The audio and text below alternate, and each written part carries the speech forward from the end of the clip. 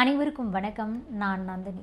கேரள மாநிலம் கோழிக்கோட்டில் பேருந்தில் செல்லும்போது இளைஞர் தன்னை பாலியல் ரீதியாக சீண்டியதா வீடியோ பதிவிட்ட பெண் கைது செய்யப்பட்டிருக்காங்க.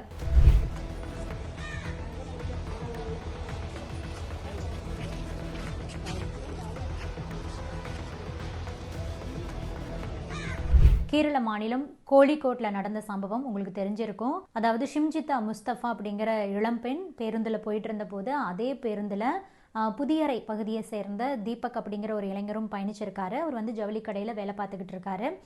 கடந்த வெள்ளிக்கிழமை தன்னுடைய பணி நிமித்தமாக கண்ணூருக்கு பேருந்தில் போயிட்டு இருந்த போது அதே பேருந்தில் பயணித்த இளம் பெண்கிட்ட தவறாக நடந்துக்கிட்டாரு அப்படின்னு சொல்லிட்டு ஒரு வீடியோவை அந்த பெண் வெளியிட்டிருக்காங்க. இந்த வீடியோவை அவங்க இன்ஸ்டாவில் போட்ட அடுத்த நிமிஷம் அது நிறைய பேரால் ஷேர் பண்ணப்பட்டது. அந்த வீடியோவை உறவினர்கள் நண்பர்கள்னு எல்லோரும் பார்த்துட்டு தீபக்கு அனுப்பி வச்சுருக்காங்க. இதை பார்த்து ரொம்பவே மன உளைச்சலுக்கு ஆளாகியிருக்காரு தீபக். ஆனால் அந்த வீடியோ பார்க்கும்போதே தெரியும் அவர் மேலே எந்த தவறும் கிடையாது.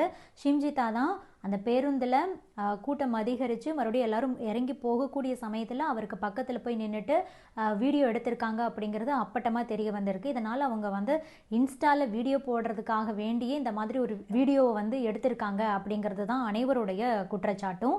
இந்த நிலையில தான் தீபக்கும் தன்னுடைய உயிரை மாய்ச்சிக்கிட்டார். இதனால் இந்த விவகாரம் நாடு முழுவதும் பரபரப்பாக பேசப்பட்டது. ஷிம்ஜிதாவை எப்போது போலீஸார் கைது பண்ணுவாங்க அப்படிங்கிறது தான் அனைவருடைய கேள்வியாகவும் இருந்துச்சு.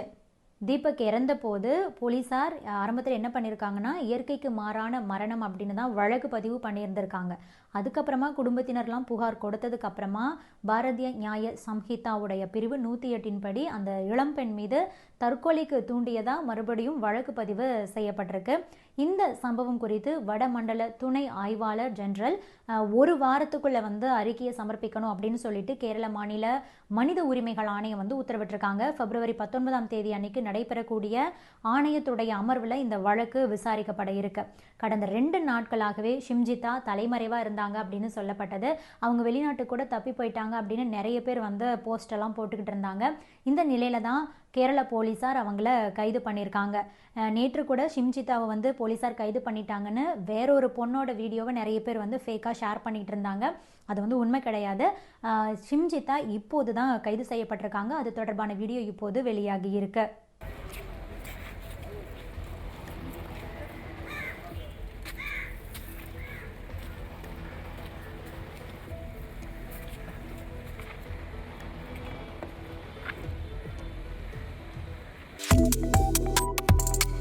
Subscribe to One India and never miss an update.